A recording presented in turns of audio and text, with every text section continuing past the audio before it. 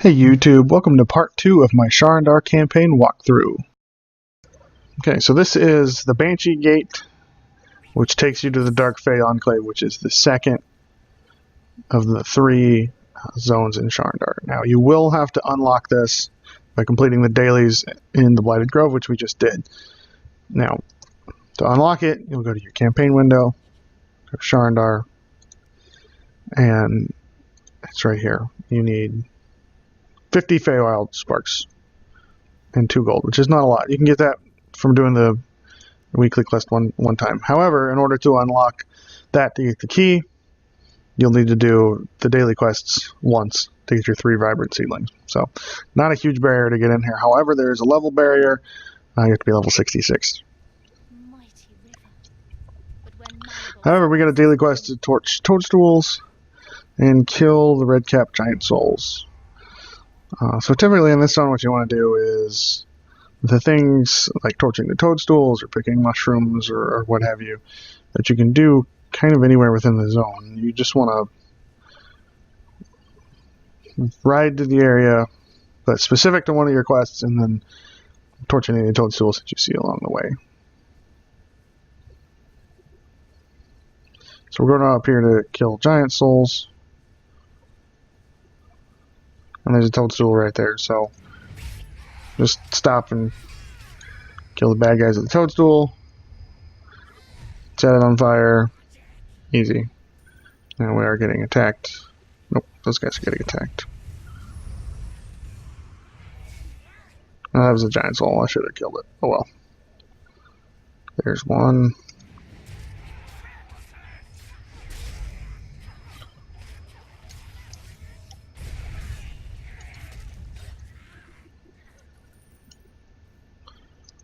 There we go, we got 2 arbor keys. We need 3 of them to do the quest. So we're almost done. Now we do need to burn 6 toadstools, so make sure you're doing that as you go along. Conveniently, this one has a giant soul by it too, so we can get 2 quests in one spot. Now, I'm not going to pick up more than the 3 that I need because I don't want them to clog up my inventory afterwards. So now we need to find and destroy the ingredient stores. Now, these are like little boxes that are hidden in the trees. They can be a little tricky to find at first, but they glow, so it's not too bad. This will consume the key, sets the ingredient box on fire, and you're done. So we're being a spy sabotage here. And of course, we do have guards in front of them, so if you're not sure where to look, they're in trees, and you should look for guards.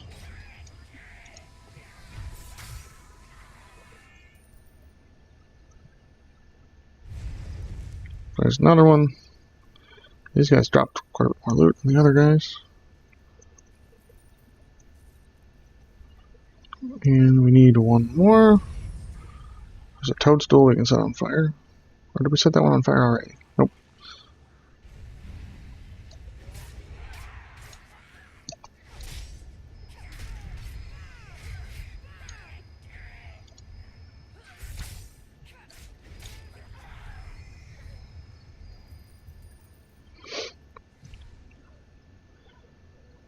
So there's our toadstool. Need to find 1 more thing in the tree. There it is. And there you have it. That's one of the daily quests. Gonna take a trip back home.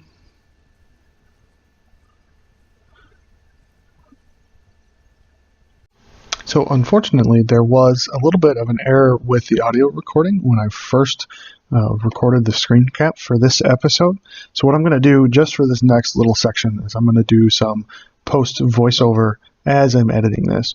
Now this is the Quickling Den. This is one of the possible dailies that you can pick up in the Darkflay Enclave, and it's pretty straightforward. Really, they're all fairly straightforward, but essentially you go through the Quickling Den, fight the Quicklings all the way through, get to the end, there's a witch you have to kill, some supplies that you have to set on fire, and then you complete it.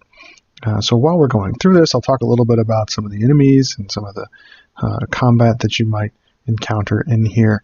Most of the enemies in this zone are the little Quicklings, and there are lots of them. As you run through here, they start jumping out of the walls, and there's like 50 something of them. I'm not really sure. Now, the quickest thing to do is to kite them all into one spot, hit them with an AoE spell, and then just auto attack down the ones that are still there. This character has a relatively low item level for somebody who's level 70, and it's still fairly easy. However, if you're coming into this as a level 66, just getting into this zone, you don't have your epic gear, your artifact weapons, things like that. It could take a little bit longer to DPS them down, but the fear here is not necessarily the time it takes to kill them, but rather the fact that it becomes difficult to survive if there are 50 Quicklings punching you all at the same time. They do a deceptive amount of damage. And so I would say the first time you're checking this out, don't run in like a crazy person and try to fight all of the enemies at one time. And that's probably good advice for anything in this game, where you want to take it piece by piece and figure out how you stack up against them. Of course, you'll see trolls in here. Trolls are very common throughout this zone, and in my mind quite a bit easier to fight even if you are a little bit lower geared, because they don't attack very quickly, and it is fairly easy to avoid their attacks. Now, here we're almost getting to the end. There's the witch that we have to kill, and of course she's surrounded by trolls. Witches and trolls seem to hang out together quite a bit. So you just run in and attack her. Typically I tend to focus the witches down immediately and then turn to the trolls, because especially in this case there's only 3, and so they're not going to present much of an obstacle. Now that the trolls are dead, there is a treasure chest in the room where you can go pick up a little bit of loot. It's nothing special, but I'm picking up all the gear that I can while we're here to show you all the possible rewards for this part of the Sharandar campaign. And then you go over and set the supplies on fire, and that is the end of the Quickling Den. There you see it, objective complete, and you just go up to the top and exit. And that is it for my post voiceover. And there's a dead dragon right there. That's fun. Now we still need to set a couple of toadstools on fire, so I'm going to make a little detour through the swamps on our way back.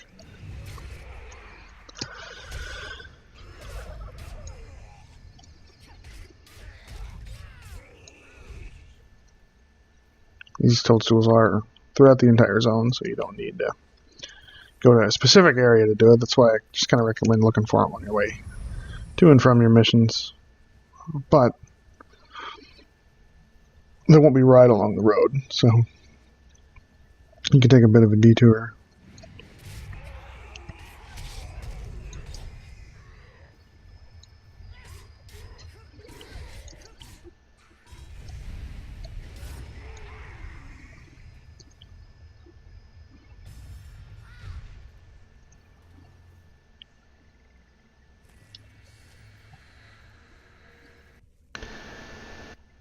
So now we cash in our quests. What the Fomorians correct. It will take time. Get our campaign currencies. I've been quest for years. Okay, and now I had already accepted this before and just not completed it, but this is where you go to the little mini boss dungeon here. It's the Witch's Fen. I'm going to go ahead and buy a key. I tend to think it's worth it because you're really not losing a whole lot of the gold crescents, but if you are saving them up for a campaign boon or to complete the campaign, then obviously you don't want to do that. Now if you talk to Tristy here, she will tell you what to do. You don't really need to. I'll pull that up again, but essentially you put Adder's Tongue in the cauldron, fight the witch, and then go fight the other witches to get the ingredients. Then put that in the cauldron, and then you fight the boss. Now, the cool thing about this one is you can ride your mount. So that makes this one really quick. I just ride through, fight everybody all together at the end.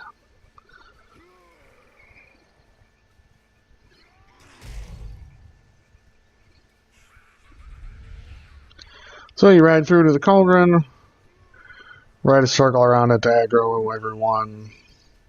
Maybe ride a couple circles, it just depends. Now, I tend to use my daily powers pretty frequently here when they're off cooldown because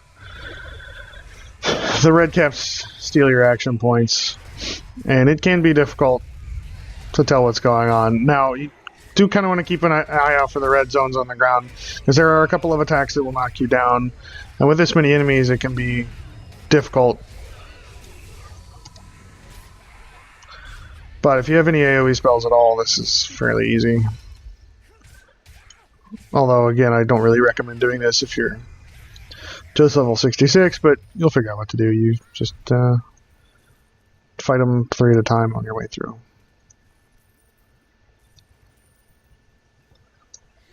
It just makes it a lot quicker. This way. Now, we're going to put the adder's tongue in the thing. It's going to open the door. And then we're just going to do that again. So there are 3 witches now that we have to kill to get the rest of the ingredients to summon, or to open the other door to fight the boss. And once again, I'm just going to ride through. You want to make sure you get close enough to the witch to aggro the witch. They have relatively short aggro range. And got stuck a little bit there. I may have gone the wrong direction. Nope, there's a witch. It can be a little bit confusing to try to get all 3 of them at once, but it's not bad. So we get all 3 of the witches chasing us. We run back out into the main zone. Circle around this thing again. And they'll kind of file in slowly.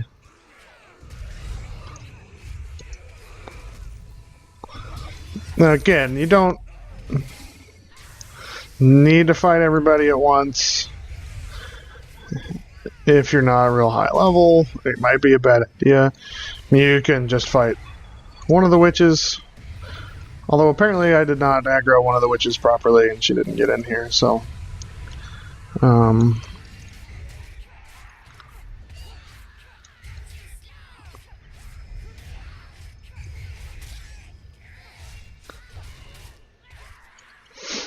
so there you go. I think I only killed one of them, but also my inventory is full, so I'm going to go ahead and do this.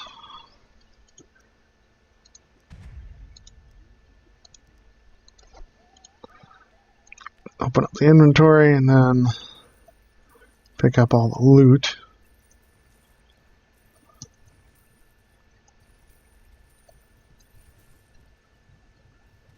Yep, now I did not get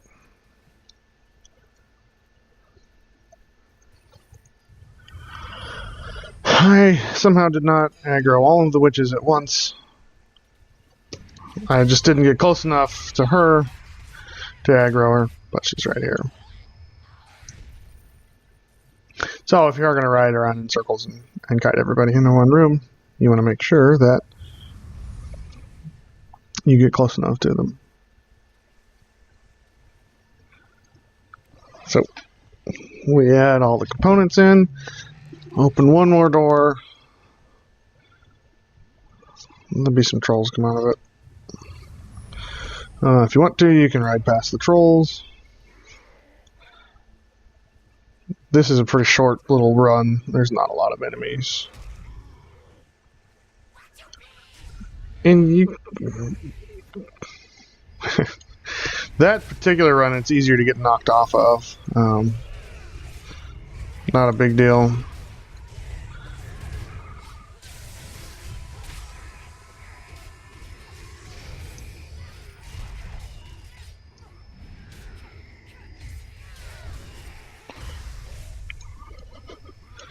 You want to be careful with the trolls because they regen, so you want to try to focus your attacks on the same one for a bit or your damage won't stick. So if you do like I do and you dance around constantly, just make sure you're trying to focus the low health enemies. But there you have it. And there's a treasure chest over here in the puddle.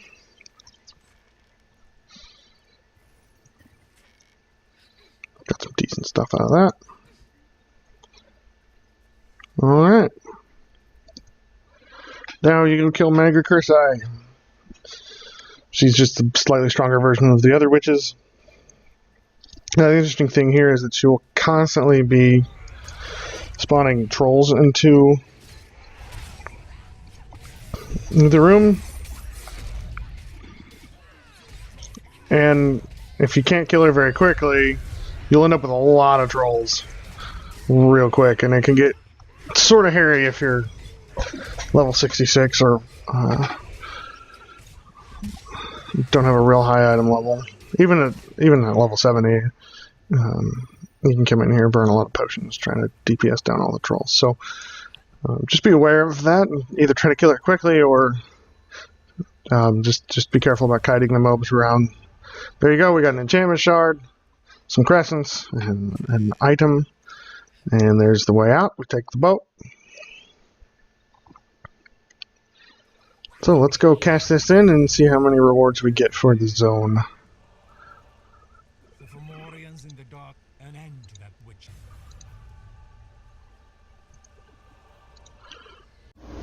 Hey everyone, thanks for watching part 2 of my Sharandar walkthrough. You can see here, these are the rewards we got. We got almost 5,000 refinement points. Of course, most of those come from the gems that we're picking up as quest rewards. However, I did also convert all of the items that I picked up into refinement points. It's not the most efficient use of those items. What you're probably going to want to do is sell them to a vendor and get gold for them. However, it's much more convenient to simply turn them into refinement points right there in your inventory when it gets full. And that's what I did here. You can also see we did pick up a little bit of gold as well as some campaign currency. You can click here to watch part 1 of the Sharandar walkthrough, and part 3 will be in the comments once it is uploaded. If you liked the video and you learned something, please consider subscribing, giving a thumbs up, or leaving a comment. And feel free to let me know what you'd like to see in future series, which campaigns you may be interested in, or what else you might want to watch on this channel. I do appreciate you watching and hope to see you next time.